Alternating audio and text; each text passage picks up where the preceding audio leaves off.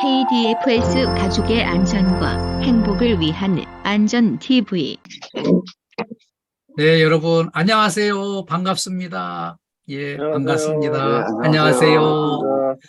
설 명절 잘 지내셨죠? 네, 오늘 설 연휴 지내고, 오늘 이제 첫 번 교육이에요. 오늘 이렇게 우리 노원센터 식구들 한 자리에서 뵙게 돼서 반갑고 고맙습니다. 우리 시작하기 전에 우리 박수남 센터장님께서 좋은 말씀 해주셔서 감사드리고요. 우리 이제 KDFS 사원을 위한 안전교육이에요. 오늘 주제는 안전으로 행복한 일터 만들기, 이런 주제로 함께 공부하겠습니다.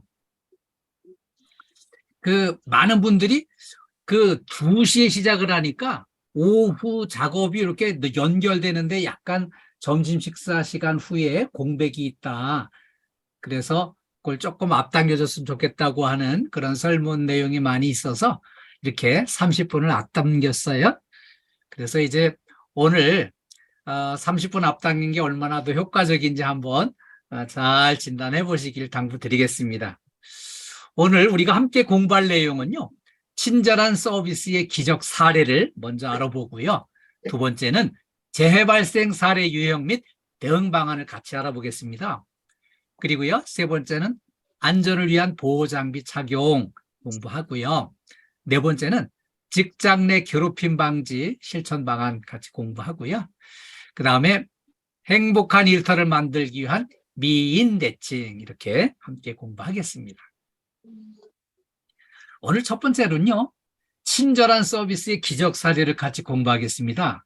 오늘 제가 준비한 친절로 기적을 만난 사례는 이렇게 세계적으로 유명한 사례예요. 제임스 레이니 교수의 친절로 기적을 이룬 사례입니다. 이 제임스 레이니 교수는 에모리 대학교, 미국의 그 명문 에모리 대학교의 교수로 이제 봉직하셨어요. 근데 이분이 건강을 위해서 이 승용차를 가지고 출퇴근하면은 다리에 힘 빠지고 이거 안 되겠다. 그래가지고 이분이 이제 걸어서 출퇴근하기도 하고요. 어떤 날은 자전거를 타고 출퇴근하기도 하고 그랬어요. 그래서 이제 건강을 위해서 이렇게 걸어서 다니기도 하고 자전거 타고 다니기도 하면서 퇴근길에 쓸쓸하게 앉아있는 한 노인을 발견했어요. 아, 저분을 딱 보기에 좀 쓸쓸해 보이는구나. 내가 좀 위로해드려야지. 그래서 이제 다가가서 안녕하십니까. 저는 이렇게 퇴근길에 이렇게 뵙게 됐는데 오늘 이렇게 좀 차도 한잔 나누고 같이 이렇게 좀 대화를 나눴으면 좋겠습니다. 그러면서 이제 접근을 해가지고 인사를 나누고 많은 이야기를 이렇게 했어요. 세상 돌아가는 얘기도 하고요. 그러다가 이제 점점 친해져 가지고요. 그 노인이 이렇게 마당에 잔디를 깎는 날이면은 이제 또 잔디를 막 같이 깎아주고, 이렇게 이제 집이 좀 널찍하고 정원이 있고 잔디가 있으면은 사실 잔디 관리하는 게 쉽지 않은 일이거든요. 그래서 이제 잔디 깎는 것도 도와드리고 하면서 친해졌어요.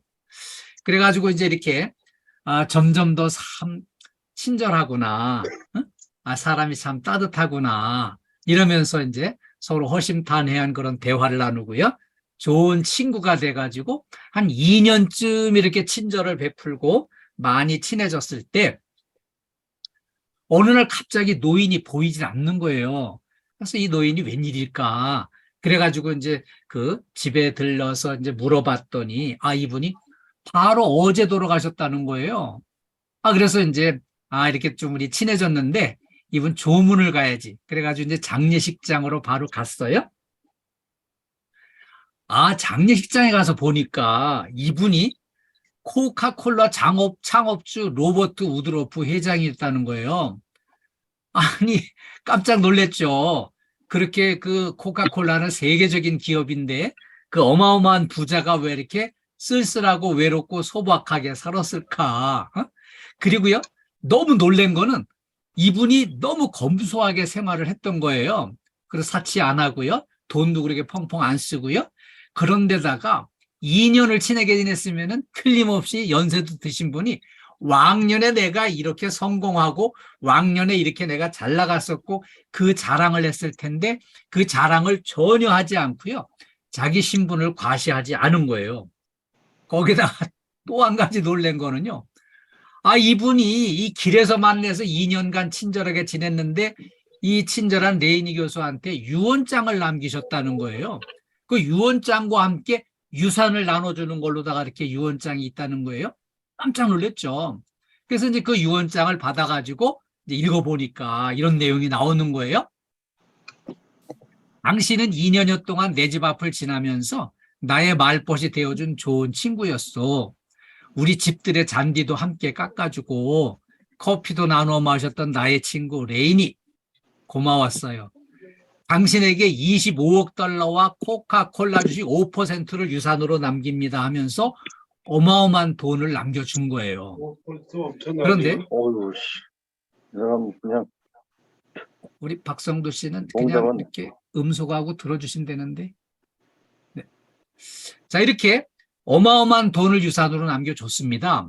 그러면은 그 돈이 얼마나 가치가 있는 돈인가 하면은 이 우드로프가 남겨준 유산이 4조 원 정도 되는 엄청난 유산을 줬어요.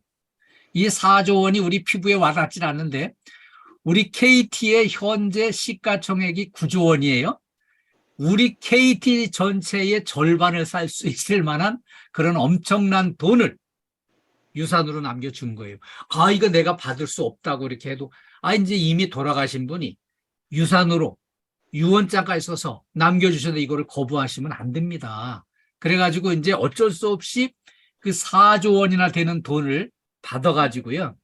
이 돈을 전혀 쓰질 않았어요. 그 돈을 몽땅 자기가 근무하고 있는 에모리 대학교 발전기금으로 기증을 했습니다. 에모리 대학교는 연구 중심에 아주 세계적으로 손꼽히는 실력 있는 대학교예요. 거기 그 박사 과정이 50개나 됩니다. 그렇게 어마어마한 연구 과정들이 있고요. 세계적으로 실력이 있는 그런 학교가 됐는데 이 학교는요. 저도 이 학교에 애정을 가지고 있어요. 저희 딸이 이 에모리 대학교에서 이제 4년간 이제 연구 교수로 거기 일을 했어요. 그래서 에모리 대학교가 그 세계보건기구의 그런 이제 연구 과제도 많이 맡아서 연구 활동을 하고요. 그리고 또 미국 질병관리센터 CDC가 이제 가깝게 있어가지고 그 CDC에 엄청난 그런 이제 연구 협력도 많이 하고요. 그리고 이제 에모리 대학교에 이제 이 우드로프가 엄청난 돈을 이렇게 받은 거를 이제 이 레이니 교수가 학교에다가 기증을 해가지고요. 학교가 많이 성장하고 발전하고 좋아졌어요. 그리고요, 이렇게 했더니 이 레이니 교수를 에모리 대학교 총장으로 위촉을 해가지고 총장으로 근무를 했어요. 그리고요, 이 레이니 교수는 93년도부터 97년도까지 주한 미대사, 우리나라에 와서 미국을 대표해서 주한 미대사로 그렇게 역임을 했습니다. 근데 이 레이니 교수가 그 2년 동안 친절을 베푸는데 누군지도 모르지만 쓸쓸하고 외로운 분한테 친절을 2년 동안 베풀었더니 엄청난 돈을 또 이렇게 유산으로 받아가지고요. 그 돈을 대학교 발전기금으로 내서 세계적인 그런 이제 학문을 발전시키고 그런 큰 공을 세웠는데요. 이런 친절로 엄청난 기적을 만나는 그런 세계적인 사례가 레이니 교수한테서 끝나는 게 아니에요. 그런 엄청난 친절로 인한 기적이 우리 노원센터에 근무하시는 우리 식구들한테도 이런 기적이 일어날 수 있는 걸 믿고 기대하고 응원하겠습니다. 네, 자꾸 호응해 주시면 그런 행운을 만날 수 있습니다. 친절로 행운을 만나기 위해서 홍복희 여사님 같이 박수 쳐주세요. 네, 네. 김순희 여사님도요. 네, 네. 고맙습니다. 네, 좋아요. 이렇게 우리도 노원센터 우리 식구들도요. 친절을 베풀어서 이런 엄청난 행운을 만날 수 있어요. 기대를 가지고 우리 친절을 열심히 실천해 보기로 해요. 자, 친절이 얼마나 효과가 좋은지 세계적인 대문호 톨스토이가 이렇게 가르쳐 주셨어요. 친절은 세상을 아름답게 만들고 모든 비난을 해결할 수 있다는 거예요. 그리고요, 얽힌 문제들을 풀어주고요. 곤란한 일을 쉽게 만들어준답니다. 그리고요, 암담한 것을 즐거움으로 바꿔주는 엄청난 득효약이 친절이에요.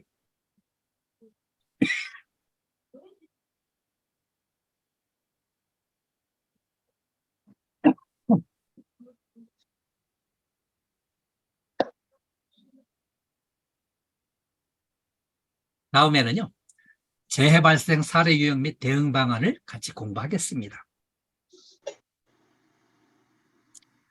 첫 번째 사례는요, 청소 중에 우리 건물 관리 서비스에서는 이런 일들이 가끔 있어요. 그 주차 설비 있는 데서 청소를 하다가 그레이팅 덮개 틈새로 추락해서 다치는 중상을 입은 그런 사고가 있었어요. 이 그레이팅 덮개를 열고요. 그리고 이제 청소를 하다가 여기 실족해가지고 여기 추락해서 크게 다친 사고였죠. 근데 이렇게 여기 추락 위험이 있는 구간은 우리 다 대략 알잖아요. 우리 건물 안에 이런 위험 구간이 어디쯤 있다 이거 다 파악하고 계시니까 그 근처에 갈 때는 일단 추락 위험이 있는 구간이다. 여기는 먼저 안전조치를 돌다리도 두들겨보는 마음으로 확실하게 확인을 하고 이렇게 안전조치가 된 다음에 작업을 하셔야 돼요. 그리고요, 개인한테 필요한 안전보호 보호구를 착용하고 안전수칙을 철저하게 지키면서 작업을 하셔야 안전하게 일할 수 있습니다. 그리고 요즘에 이제 맹추위가 와가지고요, 도처에 얼음판이 이렇게 이제 깔려 있어요. 그래서 이 빙판 미끄러운 길 통행할 때 특히 조심해야 될 거는요, 주머니에다가 손을 넣으면 안 됩니다. 되게 손이 시리니까 이제 주머니에다가 손을 넣고 이렇게 웅크린 채로 이동하다가 조금 미끄러지면은요, 그때는 대책 없이 그냥 나뒹구르면서 뭐 이렇게 크게 다칠 수가 있어요. 그렇기 때문에 언제든지 이 빙판길 이동할 때는 주머니에 손을 넣지 않는 걸 원칙으로 이렇게 해서 이 주머니에다가 손을 넣으면 하여튼 비상시 대처가 불가능하니까 언제든지 손은 밖으로 내놓고 장갑을 끼고 이렇게 어떤 경우에도 내 손이 안전조치를 할 수 있는 그런 환경을 만들고 이동하시는 거 필요해요. 우리 이제 하일리 법칙이라고요. 하일리가 이 법칙을 만들었어요. 1대 29대 300으로요. 이렇게 한 건의 대형 참사가 일어나려면은 29건의 경미한 부상이 일어나고요. 300건의 무상의 사고, 무상의 이렇게 이제 수칙을 안 지키고 위험성 있는 작업을 300번 정도 하면은 틀림없이 이런 29건의 부상이 받게 돼 있고, 부상 29건 정도 일어나면 그 뒤에는 대형 참사가 필히 일어난다는 거예요. 이 법칙을 누가 만들었나 하면 이제 하이니가 만들었는데요. 이 하이니는 1920년대에 이제 보험회사 관리자였어요. 근데 이분이 7만 5천 건이나 되는 많은 사고들을 분석해 가지고요. 이 사고와 사고 사이의 그 연관성, 이거를 이제 발견을 해 가지고요. 이 사고 발생에 관련된 연관되는 법칙과 기준 틀을 만드는 게 하이니 법칙이에요. 자, 이 하이니 법칙은 이렇게 1대 29대 300인데요. 불완전한 행동과 상태인 채로 이렇게 일하다가 한 300건쯤 이렇게 고장이 나거나 뭔가 위험한 상태를 만났을 때 틀림없이 300건 중에 29건은 다치고 경상이 일어나는데 인적 물적 손실을 수반한다는 거예요. 그래서 이런 과정을 거치는 동안에 틀림없이 사망사고나 대형 중상을 입게 되기 때문에 이런 대형 사고를 예방하기 위해서라도 우리가 미리미리 대비를 해야 된다는 거죠. 우리 속담에 설마가 사람 잡는다 이게 있어요. 이게 우리가요, 내가 여기 들어와서 지금 10년째 일하는데 한 번도 안 다치고 내가 안전하게 일했거든. 이런 상태가 내가 그렇게 이런 10년 동안 안 다쳤는데 오늘 설마 무슨 일이 일어나겠어? 그리고 이제 대충 이렇게 하는 그게 설마가 사람을 잡는다는 거예요. 그리고요, 이 안전 피로감이라는 게 있어요. 안전을 계속 강조를 하니까 이제 아니 나는 안전사고 없었는데 자꾸 안전 귀에 못이 박이도록 얘기를 할까? 그래가지고 그걸 귓전으로 흩들려 듣는 순간 위험이 따르는 거예요. 그래서 그게 바로 이제 안전 불감증이거든요. 이 안전 불감증 때문에 사고가 발생을 하는 겁니다. 그래서 안전 수칙을 철저하게 지켜야만 우리가 안 다치고 사고 안 나고 행복한 일터로 일할 수가 있는 겁니다. 우리 이제 한 달 전에 이 경인고속도로에서 이게 대형 화재가 났었어요. 갈현 고가교에서. 우리 여기 그 과천 쪽에 있는데 이거 사고 난 현장을 같이 한번 보겠습니다. 잘 보셨나요? 여기 그 화재 현장은 아주 뭐 말도 못하게 엄청 끔찍한 대형 사고였어요. 여기 보니까 방음 터널이 이게 불이 붙으니까 완전히 이게 그냥 그 불이 활활 잘 타는 엄청 이제 그 불기둥이 이렇게 무섭게 솟아오르는 이런 대형 화재가 일어났어요. 근데 이 고속도로 여기 이제 달리던 그 폐기물 트럭에서 폐기물 수거 트럭에서 처음으로 이제 불이 발생을 했거든요. 근데 여기 이게 트럭만 타는 게 아니라 트럭에서 불꽃이 올라가니까 터널 천장에 불이 옮겨 붙어 가지고요. 반대 차선까지 확 붙어버리니까 이제 길이 완전히 양쪽 다 차단이 돼버린 거죠. 근데 요때 문제가 요 모든 터널 입구에는 터널 입구에서 이걸 차단할 수 있는 요게 차단막인데요. 여기 이제 문제가 생기면은 요거를 딱 내려서 더 이상 차가 들어가지 못하게 해야만 안에 들어가서 더 대형 사고 되는 걸 막아줄 수 있는데 요 막아주는 게 칸막이가 이게 내려지질 않았어요. 그래가지고 속에서 불타고 있는데 차는 계속 밀려 들어간 거예요. 계속 차가 밀려 들어갔죠. 그래서 이제 2시간 넘게 이게 이제 불이 타오르면서 이제 터널은 뼈대만 남게 됐어요. 그리고 그 안에 있는 차들이 전부 다 불타고 이제 거기 고철 덩어리가 됐죠. 그리고 이제 터널 길이가 이제 830m인데 그 중에 630m가 그냥 홀랑불에 타버렸죠. 그리고요. 하여튼 차단 시설이 작동하지 않아서 이제 화를 키운 거죠. 근데 여기 문제가 이제 그 화물 트럭에서 펑소리 나면서 화재가 발생을 했다는 거죠. 그리고요, 조수석 밑에서 이제 불이 붙어가지고 그걸 소화기로다가 끌려고 이렇게 시도를 했는데 끌 수가 없어가지고 그만 포기하고 밖으로 이제 대피를 했다는 거거든요. 그리고요, 여기 이제 그 후로다가 계속 여기 지금 통행을 차단했기 때문에 요 우회에서 차가 다니느라고 아주 이 일대의 교통 혼잡이 말도 못했습니다. 그리고 여기 이제 5명이 사망하고 37명이 부상을 했어요. 자, 이게 이 어마어마한 사고 난 원인이 몇 가지 있었어요. 그래서 이 원인도 이제 이미 이거 위험하다.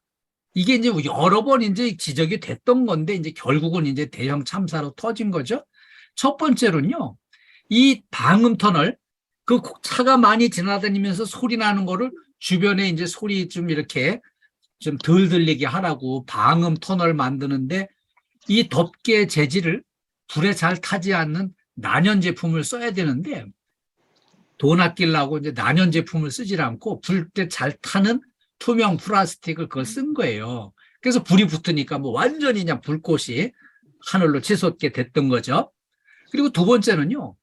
여기 이제 처음 불을 낸 그 화물 차량은 낡은 트럭인데다가 미리 좀 점검하고 정비를 했어야 되는데 점검 정비를 소홀히 한 데서 이런 문제가 또 됐어요. 그리고요, 여기 화재가 났을 때는 여기 더 이상 여기 이 터널에 차들이 이 안에 불타고 있는 거를 모르고 꾸역꾸역 계속 차가 들어갈 게 아니라 입구에서 딱 차단을 해가지고 더 이상 못 들어가게 해야 되는데 차는 계속 밀려 들어가서 불 붙고 불부터 불타고 이게 반복된 거예요. 거기다가 폐기물을 이렇게 수거해서 가져갈 땐 폐기물에는 분명히 발화 요인이 있는 폭발이나 불이 붙을 수 있는 이런 이제 위험 요인이 있는 거를 사전에 좀 어느 정도 걸러주고 이거를 이제 불안 요인을 사전에 제거했어야 되는데 그걸 못한 거예요.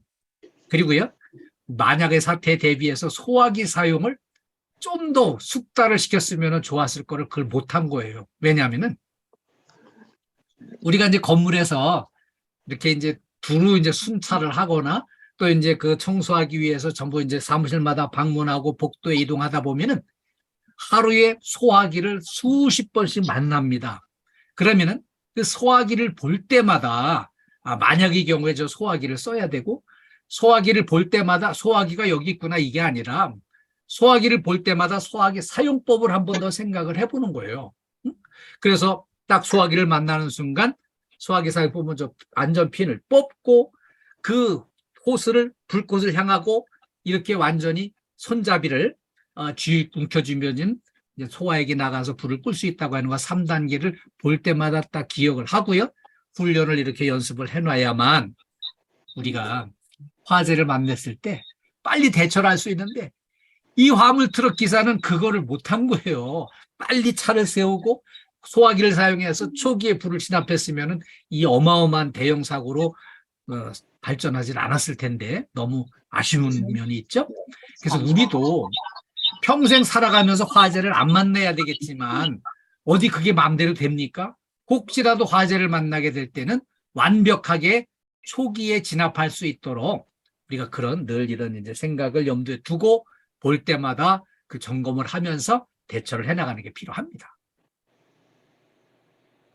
다음엔요, 안전을 위한 보호장비 착용을 함께 공부하겠습니다. 제일 먼저 안전모 착용이 중요해요. 왜 안전모 착용이 왜 중요할까요? 이 머리를 보호를 해야 됩니다.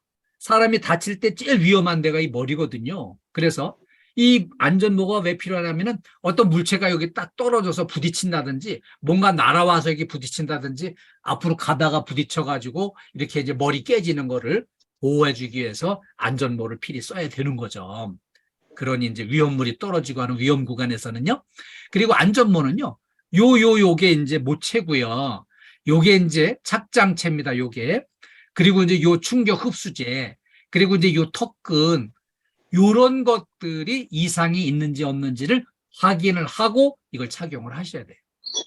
그리고요.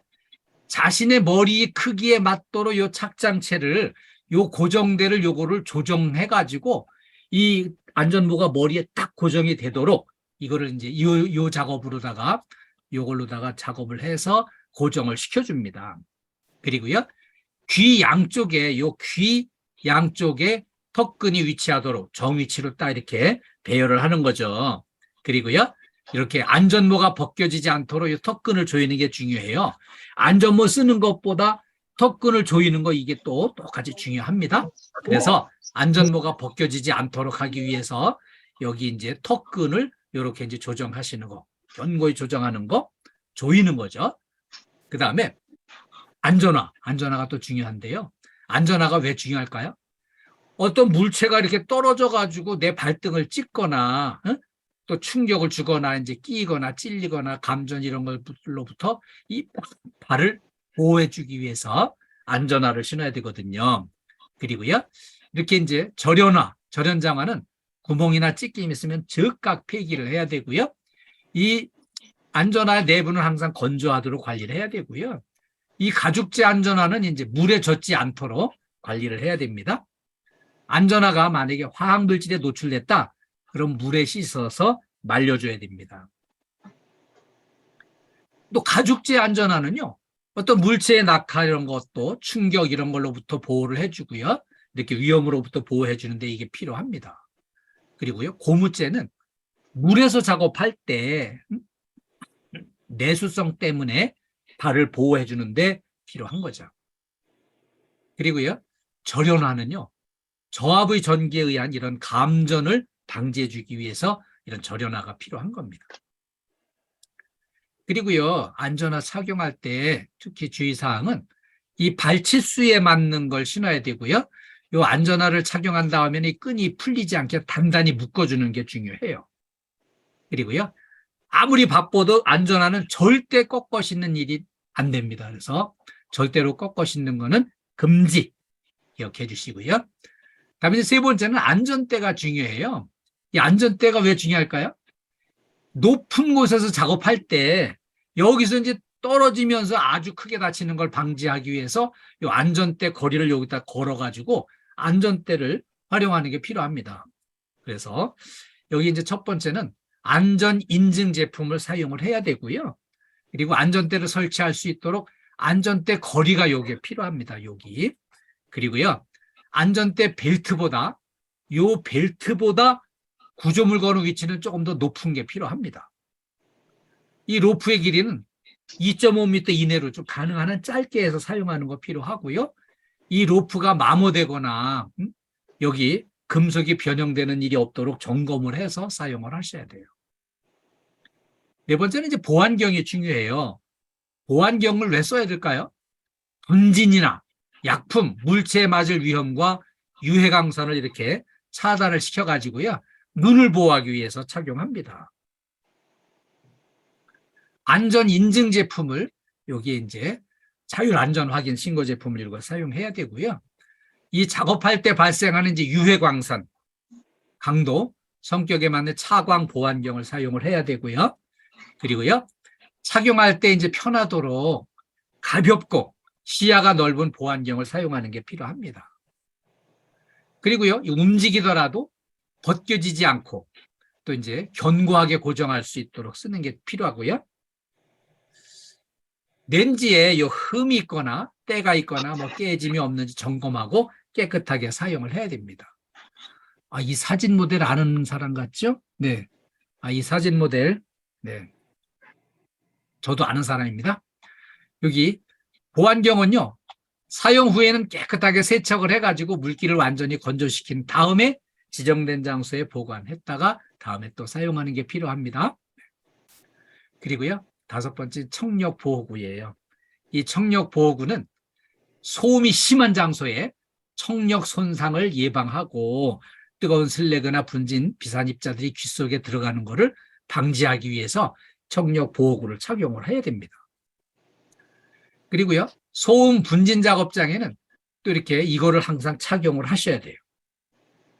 착용하기 전에 먼저 파손 유무를 확인하는 거 필요합니다. 그리고 머리 크기에 맞도록 귀 덮개의 좌우에 있는 요 조절, 요거를 이제 조절대를 조정해서 요게 딱 밀착이 되도록 그렇게 착용해 주시고요. 그 다음에 귀 전체를 완전히 덮어줘야만 소음도 방지하고 안전도 이상이 없게 됩니다. 그 다음에 이제 이거 덮개 아니고 이제 이렇게 귀에다가 저 귀마개만, 소리만 이렇게 막을 때는 귀마개만 요것만 할 수 있습니다. 이제 요거는 그 스펀지로 된 거를 쪼물락쪼물락 해서 이거 이제 귀에다가 이제 꽂아 쓰는 건데 이걸 만지기 전에 손이 지저분하면 손을 씻고서 작업을 해야 돼요. 오염된 손으로 이 귀마개 만지면 안 되고요. 그 다음에 이 귀마개 전체를 돌려가면서 크기를 압축을 해줍니다. 그리고 이제 이 귀를 잡고요. 이 안에다가 이제 완전히 밀어 넣어주는 게 필요하고요. 그 다음에는 요 꽂은 다음에는 한 15초 정도 이거를 눌러서 튀어나오지 않게 해야 됩니다. 튀어나올 수 있거든요. 이게 이제 압축이 됐던 게 펴지면서 밀려 나올까봐 요 눌러주는 거죠. 귀마개를 삽입한 후에는 조금 이제 시간 여유가 조금 필요해요. 한 30초 정도는. 그 다음에 이거 다 넣은 다음에는 이제 거울을 딱 봤을 때 이게 앞에서 보이질 않아야만 제대로 들어가 있는 거예요. 6번째는 방진 마스크를 착용하는 게 필요해요. 이게 우리가 현재 쓰고 있는 마스크하고는 비교가 안 되게 이게 더 철저하고 필요한 거거든요. 방진이 심한데 여기는 분진 흡입을 막기 위해서 이 방진 마스크를 써야 되거든요. 그리고요, 이 분진 흡입 방지할 뿐만 아니라 화학 물질로부터 중독을 예방해 주고요. 산소 결핍으로 문제 생기는 거를 이렇게 질식체를 예방을 해 줍니다. 마스크를 이렇게 컵 모양으로다가 이렇게 펴 가지고요. 머리끈을 이제 양쪽으로 이렇게 널어뜨리고 떨어뜨린 상태로 시작을 하는 거죠. 그래가지고 요거를 딱 입에 갖다가 대고요. 요 끈을 이제 뒤로 당겨 가지고 양쪽의 끈을 뒤에다 갖다가 이제 고리를 거는 거죠. 그 다음에 마스크의 가장자리를 이렇게 펴가면서 얼굴과 틈새를 막아주는 게 필요합니다. 그리고 이때 특히 중요한 거는 제일 틈새가 벌어지는 게 요 콧날 옆이에요. 콧날이 오똑하신 분은 더 신경 쓰셔야 돼요. 그래가지고 요 코 누름새를 완전히 구부려가지고 코하고 이 마스크하고 완전히 밀착이 되게 하는 게 필요하고요. 그 다음에 이제 최종적으로 양손으로 다시 한번 딱 밀착을 했는데 밀착을 했을 때 숨 쉬는 게 약간 불편해야 돼요. 숨 쉬는 게 그냥 헐렁해가지고 이렇게 이 틈새로다가 막 숨이 썩썩 공기가 새 들어가고 새 나오면은 마스크의 효과가 떨어지는 거죠. 완전히 밀착이 돼가지고요. 숨 쉬는 게 약간 불편을 느낄 정도로 돼야만 마스크가 내 호흡기를 보호를 해줍니다. 행복한 일터를 만들기 위해서는요, 안전이 제일입니다. 아무리 바빠도 이렇게 그냥 여러 가지 우리 이제 필요한 장비가 필요한 환경에서 필요한 작업을 할 때 이거를 해야 된다고 하면 그때는 시간이 좀 걸려도 안전하게 안전보호구를 조치를 하고 이렇게 가야 됩니다. 부상을 감수하면서까지 무리하게 속도를 내고 서두를 일은 아니고요. 안전수칙을 철저하게 지키는 거. 그래야만 이제 우리가 내 몸을 안전하게 지킬 수 있고요.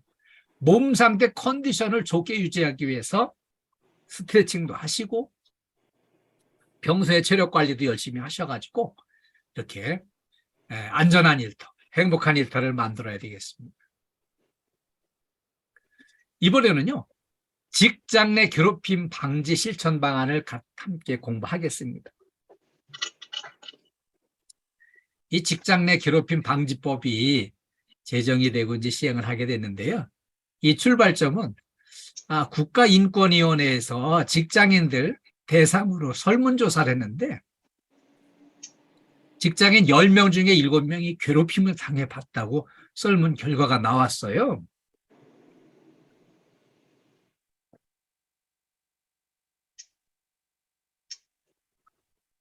직장 내에서 괴롭힘이라는 게 있으면 절대로 안 되죠. 이게 어떤 문제가 발생하냐면은 법적 비용이, 분쟁 비용이 발생하고요. 손해 비용이 많이 발생할 수 있습니다. 생산성이 하락되고요. 기업 이미지가 손실되고요. 분위기가 완전히 나빠지게 돼 있습니다. 우리 일하는 일터가 서로 사랑하고 화목해서 힘을 합치고 팀워크가 잘 돼서 일을 해도 일이 어려울 텐데 이 분위기 깨지면 절대 안 되죠. 그래서 이런 교육을 하는 거예요. 직장 내 괴롭힘으로 판단할 요소가 행위 요건이 3가지 요소를 모두 충족을 해야 됩니다. 첫 번째는 직장에서의 지위 또는 관계 등의 우위를 이용했을 때 문제가 됩니다. 두 번째는 업무상 적정 범위를 넘는 행위가 문제가 됩니다. 그리고 세 번째는요, 신체적으로 정신적으로 고통을 주거나 근무 환경을 악화시켰을 때 이런 문제가 행위 요건이 이루어지는 겁니다. 그래서 3가지 요건을 충족했을 때 직장 내 괴롭힘이 만들어지는 거거든요. 행위 요건을 보면은 관계의 우위성인데요. 관계의 우위성이 꼭 지휘 체계상 상위 직급에 있는 분만 해당되는 것은 아니에요. 같이 근무하는 동료 사이에서도 그 힘의 우위, 수적인 우위, 동질감의 우위 이런 걸 이용해서 누구를 힘들게 하거나 누구를 왕따시키거나 누구를 이렇게 뒷담화하거나 이런 게 전부 다 그 행위 요건에 해당이 됩니다. 그래서 여기 이제 행위 요건을 보면 직장 내의 영향력이라든지 정규직 여부라든지 수적인 측면 한 5명이 근무하는데 4명이 똘똘 뭉쳐가지고 한 사람이 이렇게 힘들게 하고 이렇게 뒷담화하고 이러면 안 되겠죠. 따돌리고 이러면은. 그 다음에 인적으로 이렇게 그냥 공교롭게 5명이 근무하는데 4사람이 같은 고향 사람이고 한 사람만 고향이 틀려가지고 소외감 느끼고 힘들어지는 경우도 있을 수 있어요. 그래서 출신 지역이나 이렇게 이제 그런 거를 좀 이렇게 그것 때문에 이런 문제가 생기지 않도록 서로 조심하는 거 필요하고요. 그 다음에 업무 역량이 월등한 사람과 새로 시작하는 사람과 이런 격차에서도 문제가 올 수 있고요. 이 서로 뭐 이렇게 이제 요 친한 사람들끼리 친목계를 하고 누구는 이제 아직 거기에 참여를 못하고 이런 안 된다는 거죠. 그러면은 업무상 적정 범위를 넘는 행위 어떤 게 있을까요? 폭행이나 협박행위 같은 거. 한 대 쥐어박는다든지 꿀밤을 준다든지 또는 이렇게 이제 너 가만 안 두겠어 막 이렇게 너무 협박하고 이런 것들이 안 되고요. 그 다음에 폭언, 과격한 말, 입에서 이렇게 쌍 발음이 나오는 거 있잖아요. 그런 거 하면 안 되고 또 이렇게 본인 듣지 않는 데서 험담을 하거나 이런 언어적 행위도 문제가 돼요. 그리고요. 사적인 용무를 지시하는 거. 김 여사 어디 밖에 나가 그러면 나간 김에 내 약도 좀 사다 주고 내 저 세탁소에 내 세탁물도 좀 찾아다 주고 그 나가는 김에 이렇게 호빵 좀 이렇게 이제 한 3,000원치만 좀 사와봐. 뭐 이런 거 사적인 심부름은 이렇게 그 남한테 특정인한테 시키는 거 절대 안 된다는 거죠. 그리고 집단 따돌림. 또 업무 수행 과정에서 의도적으로 무시하는 것. 응? 그리고 이제 업무와 무관한 일을 반복적으로 지시하는 거 절대 안 됩니다. 그리고요. 과도한 업무 부여도 문제가 되고요. 본인 할 수 있는 범위를 넘어서는 것, 원활한 업무 수행을 방해하는 것, 이런 게 전부 문제가 돼요. 그리고요. 이제 직장의 괴롭힘 판단 요소 중에서 신체적, 정신적 고통을 주거나 근무 환경을 악화시키는 것도 문제가 되거든요. 그 배치를 화장실 앞에 가서 앉아서 근무하라고 이렇게 글로 보낸다든지 또 어떤 데는 보니까 휴게실에서 아주 그냥 자기들끼리만 따뜻한 자리에 가서 앉고 이렇게 그 얼음장 같은 냉골 바닥에 여기 앉으라고 그냥 누구 특히 뭐 신입 또는 이제 이렇게 얄미운 사람 그렇게 자리 배치를 그렇게 하고 그냥 내 자리 지키고 막 이렇게 하는 이런 것들도 차별이 되면 안 되는 거거든요. 그래서 이것도 정신적으로 신체적으로 고통을 받는 거예요. 그래서 이 행위 장소는요. 회식이나 기업 행사 현장도 이렇게 우리 사무실 그 근무처를 벗어났을 때도 이런 데가 이루어지고요. 외근 출장지 이런 데, 사적인 공간에서 그리고 이렇게 이제 이 SNS에서 요즘에 SNS를 편리하게 쓰긴 하지만 SNS에서요 문제가 일어나기도 해요. 거기서 그냥 누구 여기 아직 참여 안 한 사람 그냥 거기다가 이렇게 흉보고 이런 거 절대 안 되는 거죠. 직장 내 괴롭힘의 판단 요소는 여러 가지가 있죠. 당사자와의 관계라든지 행위 장소와 상황, 행위에 대한 피해자의 반응, 행위 내용 및 정도, 그리고 행위 기간, 일회성인가 지속성인가 이런 것들을 종합적으로 구체적인 사정을 참작해서 종합적으로 판단하게 돼 있습니다. 그러면 우리가 노원센터에 근무하는 우리 식구들이 어떻게 하면은 이렇게 이제 직장 내 괴롭힘을 근본적으로 예방할 수 있을까요? 절대 조금도 일어나서는 안 되는 일이거든요. 첫 번째는요. 역지사지의 마음으로 근무를 하면은 팀워크가 잘 이루어지게 돼 있어요. 입장 바꿔놓고 생각을 해보는 거예요. 아유, 저 인간 저 그냥 얄며 꼭 한 대 주워받고 싶을 때 상대방하고 입장 바꿔놓고 생각해 보는 거예요. 그래서 내가 저 입장이라면은 좀 불편하겠구나. 그걸 인정을 하고 입장을 바꿔놓고 생각해서 상대방을 대접을 하는 거죠. 그 다음에 두 번째는요. 상호 존중을 해야죠. 왜 나를 존중을 안 해주나. 이거 이전에 내가 먼저 상대방을 존중하는 거예요. 그때 상호 간에 서로 존중이 이루어지게 돼 있습니다. 그래서 상호 간에 존중을 할 때 이런 문제를 예방할 수 있고요. 또 하나. 신뢰가 구축이 돼야 돼요. 역지사지 해가지고 상호 존중을 하면은 서로 신뢰감이 구축이 돼야 되는데 신뢰가 구축이 안 되잖아요. 아무리 좋은 얘기를 해도 듣는 사람이 그냥 저 사람이 무슨 뜻으로 나한테 무슨 해코지 되려고 저 말을 하지? 이런 마음으로다가 이렇게 그걸 받아들이면은 정말 힘들어요. 그래서 서로 신뢰가 구축되는 게 중요합니다.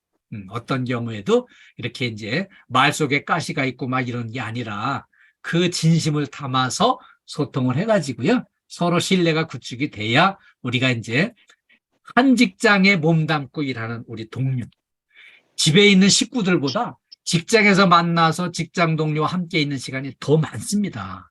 그러면은 직장 동료는 내 가족보다도 더 소중한 나의 팀워크이고 내 동료고 나와 이렇게 어려운 일을 함께 해나가는 동지, 우정을 가지고요. 동지애를 가지고 함께 어려움을 헤쳐나가는 동지와 이렇게 신뢰가 구축이 돼서 같이 마음을 합하고 힘을 합해서 모든 어려움을 극복하고 업무를 추진해 나가면은 행복한 일터를 만들 수가 있고요. 절대 괴롭힘 같은 거는 생기지 않을 거예요. 그렇게 당부드리겠습니다.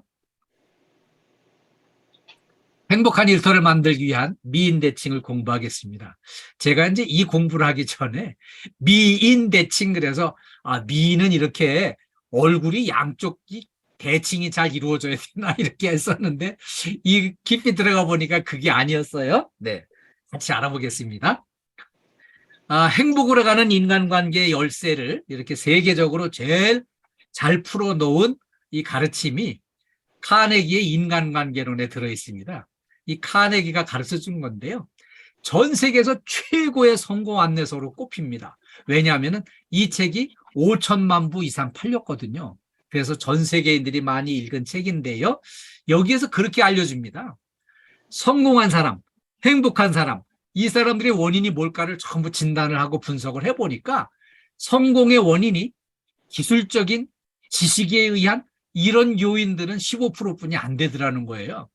성공하고 행복하는 데는 중요한 게 85%가 인간관계에 의해서 성공하고 행복해질 수 있다는 거죠.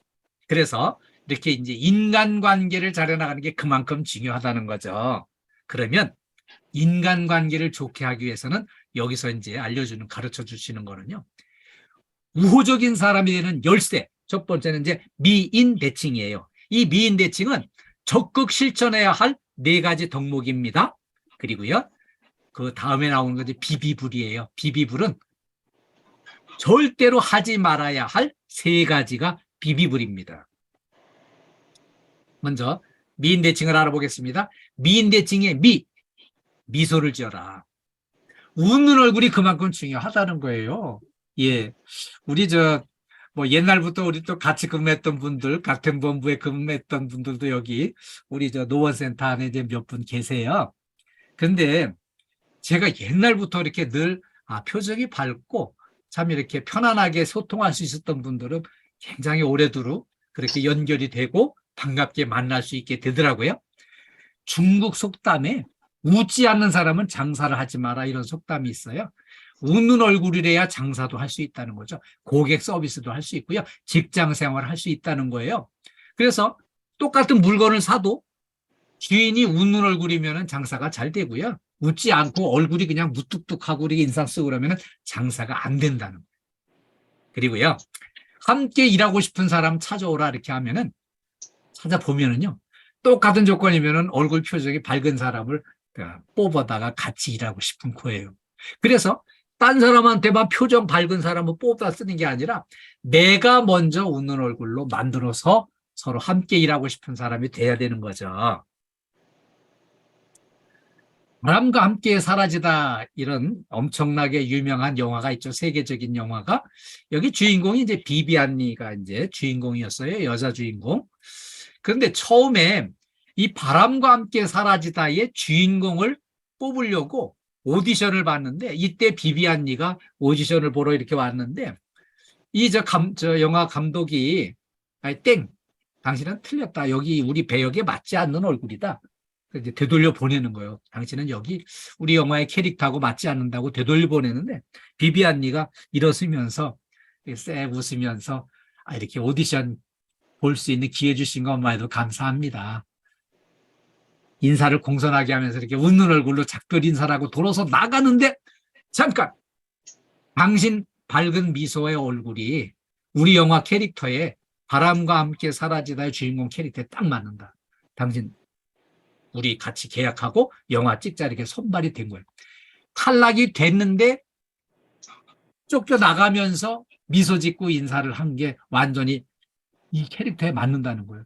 아시는 대로 이 바람과 함께 사라지다는요. 엄청난 역경, 난관 속에서도 결코 좌절하거나 절망하지 않고 꿋꿋이 일어나는 그 역할이었거든요. 그래서 이렇게 탈락이 됐을 때 오히려 이렇게 웃으면서 오디션 기회 주신 것만 해도 감사합니다. 그렇게 웃는 얼굴로 인사를 했을 때 발탁이 돼가지고 세계 최고의 영화의 여우주연상을, 아카데미 여우주연상을 탈 수 있었던 거죠. 미인 대칭의 2번째, 인사를 잘하자예요. 인사를 잘하는 것은 마음의 문을 여는 열쇠입니다. 전 세계적으로 짧은 기간에 어마어마한 이제 인사를 잘해가지고 성공을 거둔 사례로 미국의 오바마 대통령을 꼽아주는데요.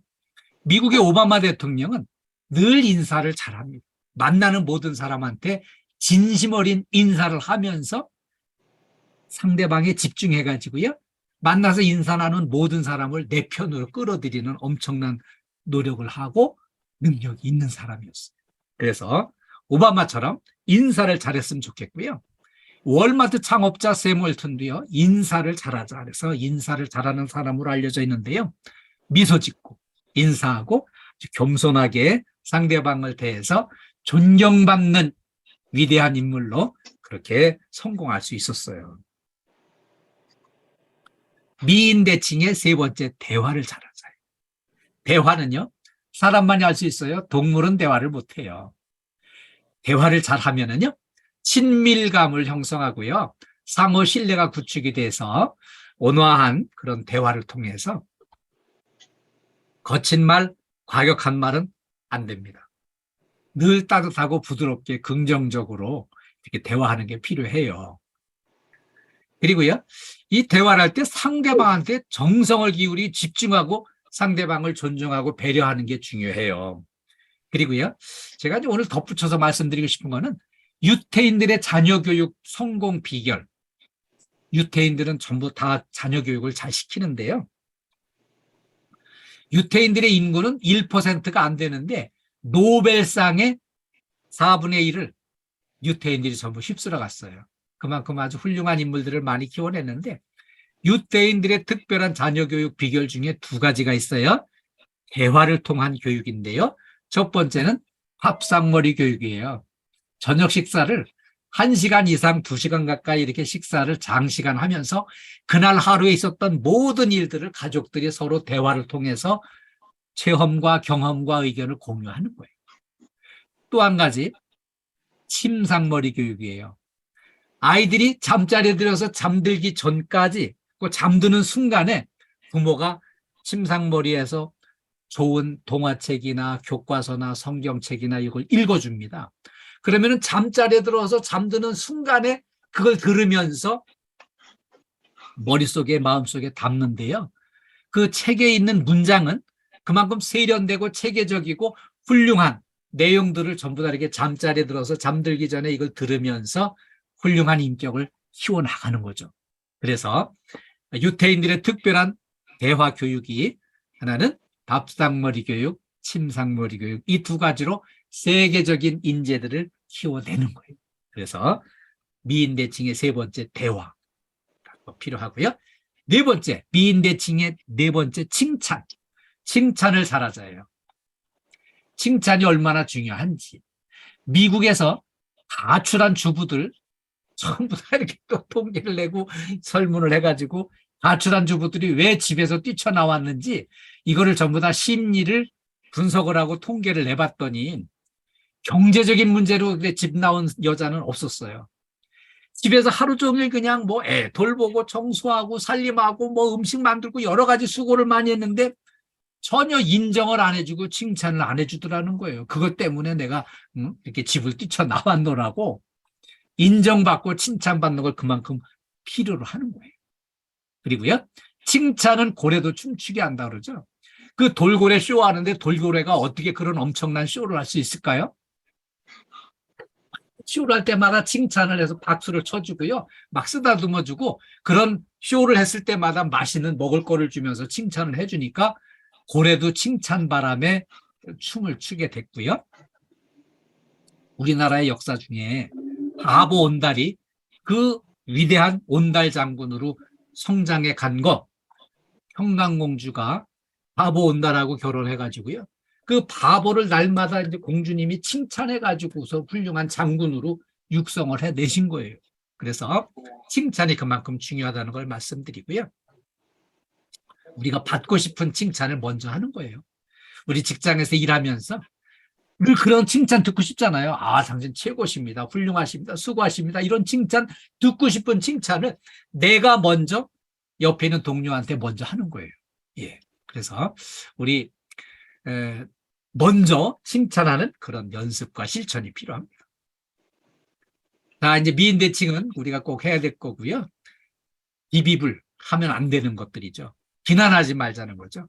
남의 나쁜 점을 들춰내서 뒷담화하는 거 절대 안 되고요. 좋은 점을 좀 찾아서 내서 칭찬하는 게 더 중요하고요. 총을 쏘아가지고 사람을 죽이면 살인범이잖아요. 비난해서 인격을 살상하는 것도 이게 살인범과 마찬가지로 엄청난 범죄라는 거죠. 그리고요, 비평하지 말자는 겁니다. 냉철한 지적과 엄리적인 충고는 이것보다는 이제 지적질하는 것보다 칭찬으로 변화를 유도해서 이끌어내는 게 그만큼 더 현명한 처사고요. 부모의 잔소리와 가르침의 경계가 분명합니다. 아이들 만나서 얘기를 들어보면 부모님이 잔소리 아주 지겹다고, 집에 들어가기가 싫다고, 부모를 그냥 꼭 죽이고 싶다고 하는 그런 엄청난 대형 사고들이 일어나는데, 그 얘기 들어보면은요, 이렇게 부모가 잔소리라는데 그렇게 미워하거든요. 그러면 잔소리와 충고, 가르침은 어떻게 다를까요? 부모님의 교훈, 부모님의 가르침 덕분에 성공했다고 하는 사람들도 분명히 있거든요. 그 차이는 내가 실천하면서 가르치는가, 자녀를 사랑하는 마음으로 얘기하는가, 미워하는 마음으로 얘기하는가, 그 차이하고요. 또 하나는 내가 실천을 하면서 가르쳐야 그게 따라오는 거죠. 되게 이렇게 고참이 후배한테 자기는 실천 안 하면서 저 후배한테만 하라고 그러고 이것도 안 되는 거죠. 그건 잔소리고요. 내가 먼저 실천하면서 그렇게 후배들이 따라오게 하는 것, 이게 진정한 교훈이고요. 진정한 가르침이 될 수 있는 거죠. 그 다음에 불평하지 말자는 비비불에. 불평불만은 습관성 질병이에요.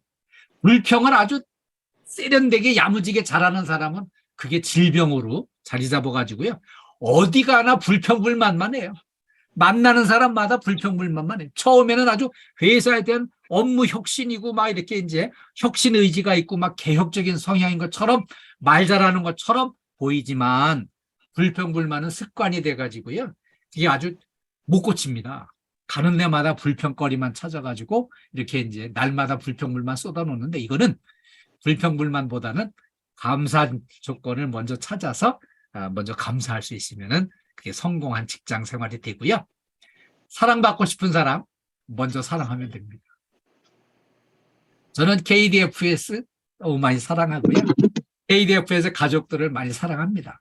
제가 할 수 있는 한 정말 최선을 다해서 제가 할 수 있는 능력껏 최대한 회사에 보탬이 되고 우리 모든 종사자들이 안전 사고만 내지 않고 안전하게 일할 수 있고 행복하게 일할 수 있는 일터를 만들기 위해서 저 나름대로 할 수 있는 노력을 최대한 하고 있습니다. 그래서 내가 사랑받고 싶으면 먼저 사랑하면 되고요. 그 다음에 불평불만은 나 혼자 불행해지는 게 아니고요. 주변 사람들까지, 옆에 있는 사람들까지 전염이 돼가지고 같이 불행해져요. 그래서 불평불만을 멀리하는 게 필요합니다. 자, 우리 많이 이제 수업하느라고 고생하셨는데 손목 풀기 좀 같이 합시다. 스트레칭이 필요하다고 했죠?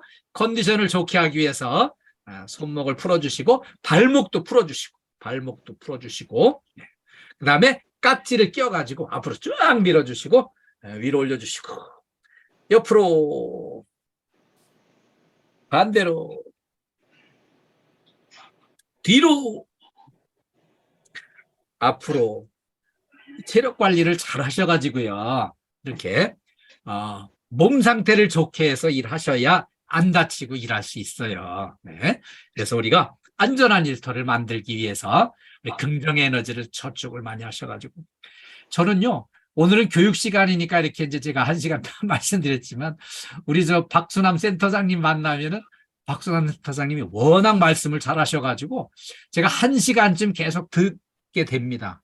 그래서 이렇게 말씀을 잘 하시는 분이 강사를 하셔야지. 이렇게 강의를 안 하시고 그냥 이렇게 분위기는 아주 엄청 좋게 해주셔가지고 만나면은 긍정 에너지를 많이 받습니다. 그래서 우리 센터장님 좀 자주 만나서 한 일주일에 한 2번씩만 만나가지고 이렇게 좀 에너지를 좀 충전했으면 좋겠다 그런 생각을 해요. 근데 우리 노원센터 식구들은 다 그래도 한 달에 1번 이상은 다 만나시잖아요. 그래서 우리 박수남 센터장님한테 그런 긍정 에너지를 밝은 에너지를 많이 받으셔가지고 이렇게 활기찬 일터 만들어 주시기 당부드리고요.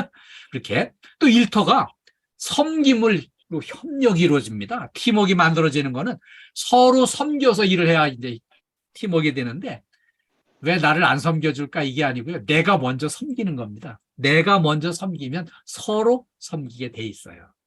행복한 일터는요. 이 밝은 미소가 출발점이에요.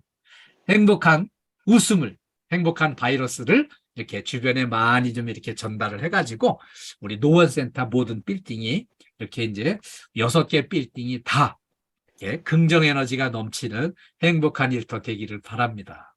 그래서 오늘 이렇게 저와 함께 공부를 열심히 해주셔서 감사드리고요. 재해 예방과 안전이 행복입니다. KDFS 가족, 우리 노원센터 가족들 모두 안전과 건강과 행복을 기원합니다. 여러분 감사합니다. 오늘 수고 많으셨습니다. 감사해요. 네. 감사드리고요. 오늘 이렇게 우리 현재 보니까 52명이 참가를 하셨는데 여기 두 분이 같이 공부하신 이렇게 분들이 3팀, 4팀이 있네요. 네, 감사드리고요. 우리 오늘 이제 교육 끝나면은 제가 이제 그 설문을 좀 몇몇 분들한테 보내드릴 거예요. 설문 받으신 분은 잘 읽어보시고 마음을 담아서 회신을 주시는데 그 얘기도 꼭 좀 넣어주세요. 우리 교육 시간 30분 앞당긴 거 2시에 시작보다 1시 반에 시작한 게 좀 어떠신지 그것도 좀 의견 적어주시면 고맙겠고요. 우리 저와 만났으니까 오늘 화이팅 한번 하겠습니다. 제가 노원센터 화이팅 하면은 화이팅만 복창을 해주세요. 네. 노원센터 화이팅! 화이팅! 예, 감사합니다. 최고하겠습니다. 노원센터 정말 최고예요. 제가 몸담고 같이 일하는 현장이라서 그런지 저희 아시죠? 제가 미아 빌딩에 근무하고 있는 거. 네, 제가 우리 노원센터 최고 하면은 최고만 복창을 해주세요. 네, 노원센터 최고! 최고! 예, 감사합니다. 감사합니다. 우리 박선남 센터장님께 마이크 넘겨드리겠습니다. 네. 네, 교수님 고생 많으셨습니다. 감사합니다. 매번 교수님 강의가 우리 사원들한테 많은 도움이 되고 유익한 말씀이시다고 생각이 됩니다. 그동안 교수님이 유튜브에 올려주신 많은 자료들을 우리 직원들이 수시로 많이 들어가서 좀 참관을 해서 조회수를 좀 많이 올렸으면 좋겠고요. 교수님이 뭐 저를 가끔 뵈면 재밌다고 하시는데 사실은 제가 말을 재밌게 하는 것보다 어떻게 하면 상대방이 좀 즐거울 수 있을까, 또 나도 우리 사원들도 나를 만나면 거리감 없이 서슴없이 얘기할 수 있고 또 부드러움을 느끼고 제 스스로가 또 소장님들이나 직원들한테 항상 감사함이 있기 때문에 잘 전달됐으면 이런 생각입니다. 그래서 여러분들이 어려운 일이 있으면 항상 말씀해 주시고 우리가 짧은 시간을 같이 지내는 그런 동안 행복할 수 있었으면 좋겠습니다. 특별히 오늘 더 많은 강의를 재밌게 해주신 교수님께 박수 한번 드리겠습니다. 감사합니다. 감사합니다, 여러분. 노원센터 가족 여러분 사랑합니다. 모두 건강하시고 모두 행복하세요. 예, 감사합니다. 끝까지 시청해주셔서 감사합니다. 구독과 좋아요, 알림 설정은 사랑입니다.